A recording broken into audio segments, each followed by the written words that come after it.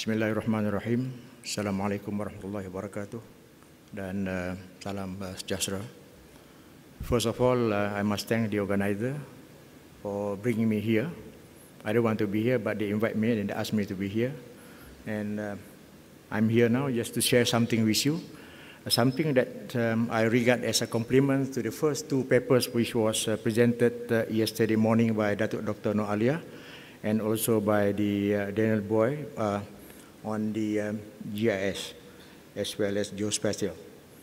So what I plan to do this morning is that to share with you a portion of our activity, our daily activity, of which we feel proud of it, in the sense of that we can share, we can transmit the information, the process information to the planners, to the administrators for the betterment of our own country. So in doing that, even though I think I have 10 minutes extra, because the first two speakers have saved 5 minutes of their time and they pass it to me, but I do not plan to consume all. I may pass it to the last speaker, the other 5 minutes, I will take 5 minutes. And anyhow, what I plan to do is just to talk a little bit about the data management within the department, of which, not apart from trying to share of what we have, I also would like to receive feedbacks and comments from colleagues who are expert in this field about how to better the information management within my department. I'll share with you two examples about how we use the GIS in our daily works before I conclude it. Okay. We exist for a certain function. All the organization exists because they are asked, they are tasked to do something. And among others, our role is to serve as a custodian for the minerals and geoscience data and information. To being a data custodian, you have to have an infrastructure, you have to have a good storage system, and also an effective retrieval system. And as being discussed yesterday, you should produce what your client needs. What I can say that in my department, we are slow worker, like Datuk Jamlus explained just now. We are also not as rich as others. We are as poor as you. So we don't have that many new technology and facilities. But I can assure you that we have extensively used and effectively used all the technologies and blend it with all data to manage, to analyze all the information. And when I say information and data, for geoscience alone, it includes the geological mapping data, the geochemical, I mean the results from the laboratory analysis, the geophysical data. This geophysical for some of us is feeling without touching, using a remote sensing method to obtain some information. We also have to deal with the hydrogeological data as being explained by third paper yesterday morning. It's about the hydrogeological data in Australia. We do have the same. And also to deal with the engineering geological data. That is among the major sort of data that we are dealing with. And we do have what we call it the database, as displayed by the top photograph. Right.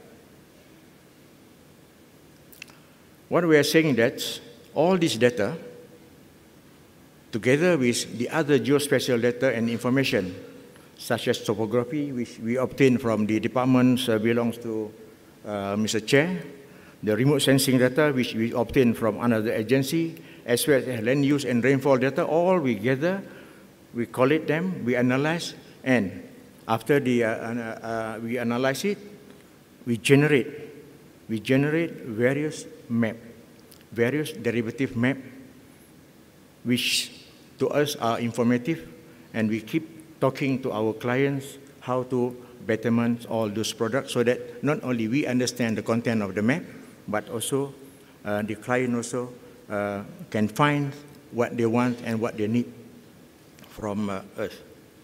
So we produce, among others, is groundwater potential map, the mineral potential maps, construction suitability map, landslide hazard map, risk map, and few more for land use planning, for development planning of the country, be it at the state level and also at this district level. So, as I said earlier, that what I will try to do is just to highlight some example where GIS has been used to manage, to process, to collate, to cook all the geoscience data, and I zoom it to the geohazard aspects, hoping that I can catch some attention for the paymasters to bring us what we need and what we require to speed up things. Okay, the slide now shows about our data management system, what we call it MinGeoSys, Mineral Geoscience System. So in this system, the MinGeoSys system, we collect all the data which we collect it in the field. We do all the data which we collect it from other agencies, the secondary data, as well as all the cook and process data. So we blend it together and we try to come up with something. So in a different form, to achieve the MinGeoSys, you have one level below, that is the GIS level. We have the map GIS, we have the exploration GIS, we have the mineral GIS, hydrogeological GIS, and engineering geological GIS. We have, on the other hand, a database system. We have special data, which we collect it from others, or we collect it ourselves. And we have, before that, at the basis, so many database, individual database, such as industrial mineral database, coal resources database, metallic mineral database, and so on. So this is the conceptual of what we are having right now. All right, ladies and gentlemen, and now I would like to move into the second part of the presentation. That is about the GIS application, and I'll start with the geological terrain mapping. Why terrain mapping is important? Just look at the two photographs which were taken at the same area, but not from the same angle, but the same area in 2005, as well as in 2000. The most recent, the one that below is 2011.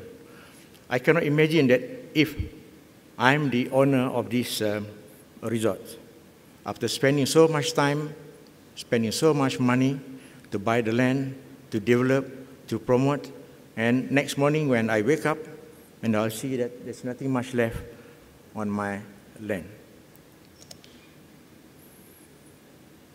So, in order to meet the challenge, we try to come up, we search around, and we found that the GCO of Hong Kong, Geotechnical Control Office of Hong Kong, has started with something, with a program, which they call it Terrain Mapping Program. So we study it, we study the program, we talk and we discuss with them, and finally we do some modifications because they are working for different temperate, different climates, and here we in Malaysia, we have different set of climate. So we do some modification, and we do what we come up, what we have, we call it Geological Terrain Mapping Program. We employ this as a tool in the development planning, also in the managing of the geohazard in certain area, which we call it GSA, Geological Sensitive Area.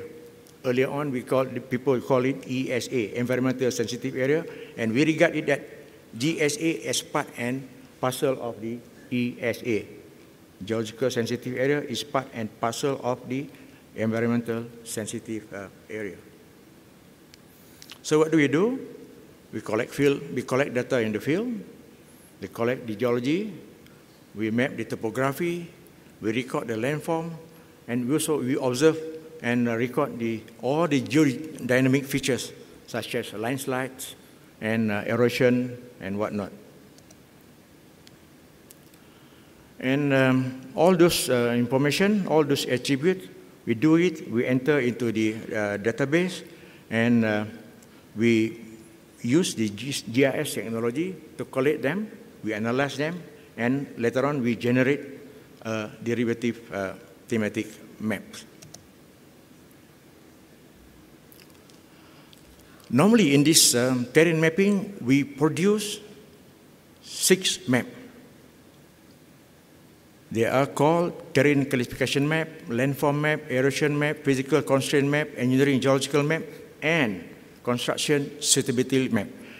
The last one, the number 6, is the most important, where we share it, and we'll try to make it as simple as we can, so that the reader, which is a planners, can easily understand it. Ladies and gentlemen, we start with the base map, the geology map.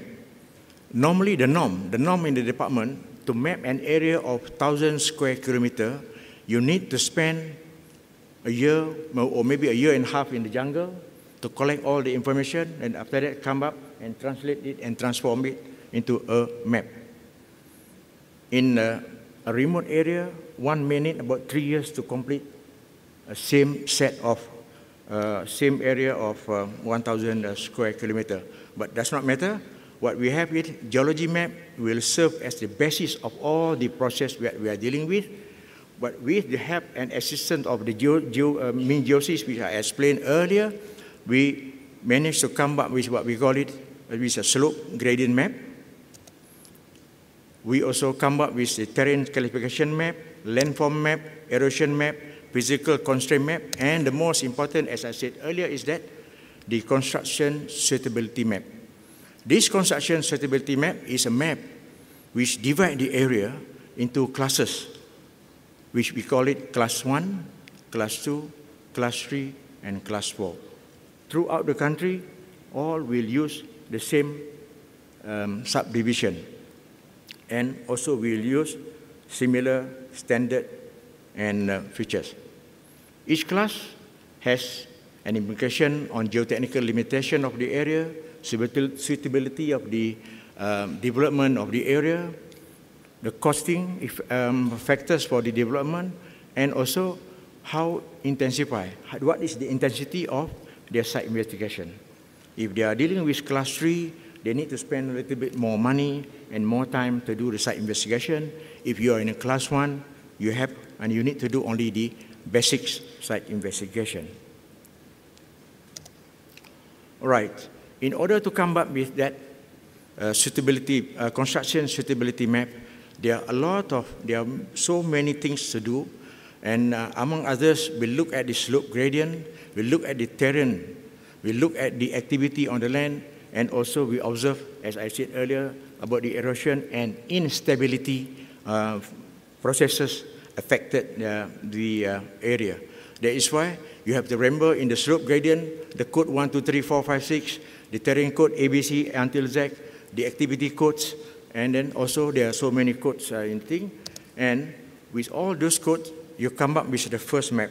That is terrain classification map, comprises of nothing but letter and number.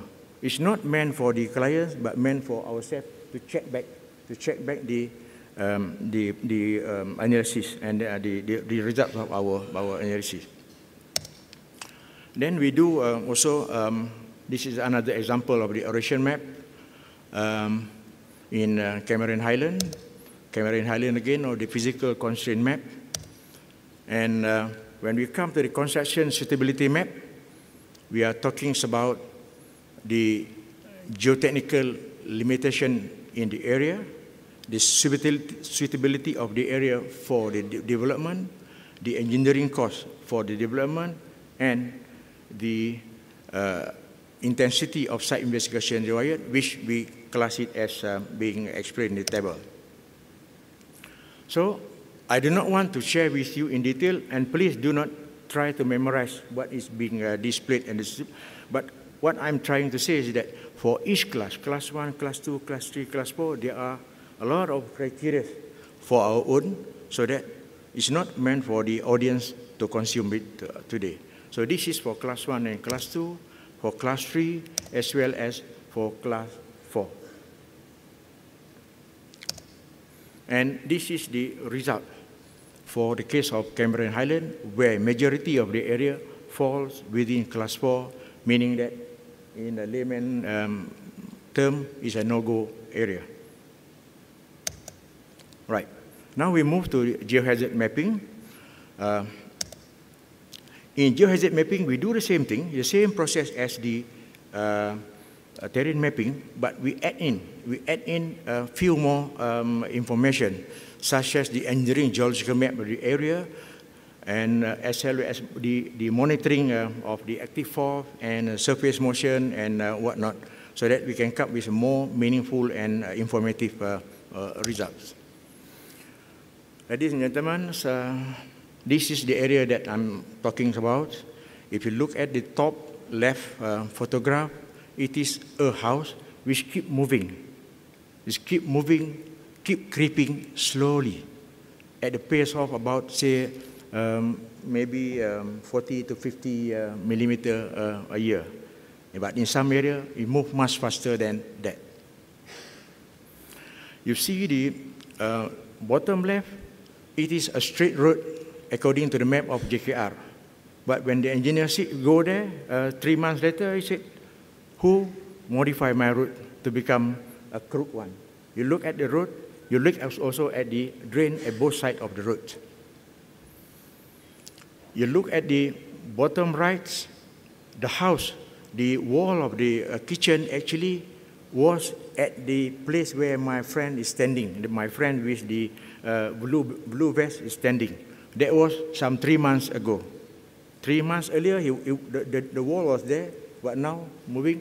2 days ago, I was there, then keep shifting into another area. That is Kundasang, where the area that we are talking about. All right. I displayed this photograph earlier about how a hotel complex looked like, and all of a sudden, not all of a sudden actually, they have been observing all the signs of the instability and of the soil movement and slope movement, but they just do nothing with it. They just cover, they just ignore it until sometime in end of last year, the whole thing collapsed. And this is the picture tells you in a more detail. All right.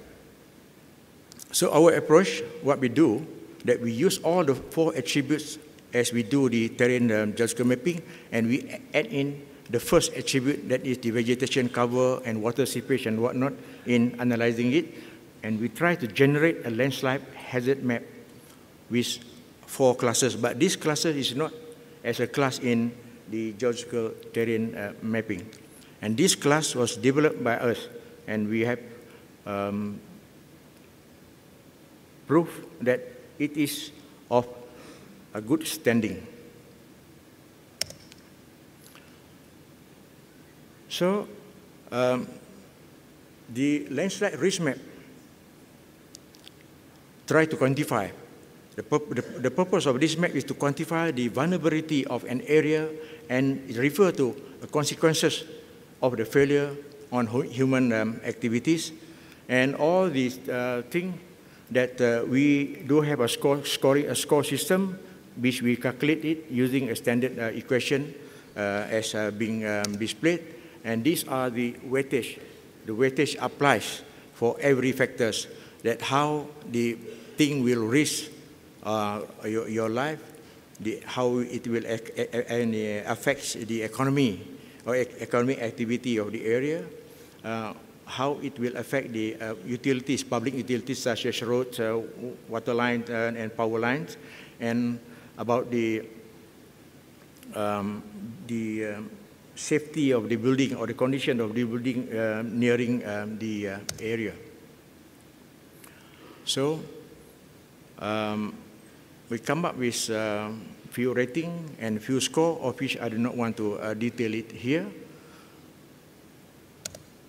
And finally, ladies and gentlemen, what I want to say is that GIS application has been used effectively in analyzing and managing the geoscience data to produce what we call it a useful informative map for land use and development planning of the country, be it at the state level as well as at the district level.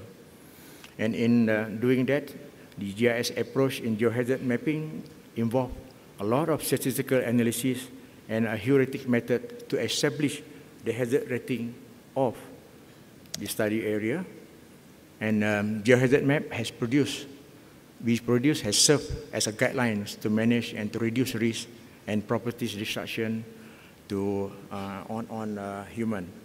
So what I can say is that right now the department is one of the agencies under the one-stop center to supply all the information concerning the geology.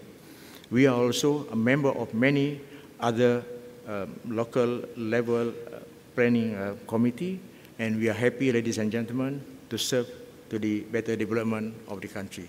So, thank you very much. Assalamualaikum.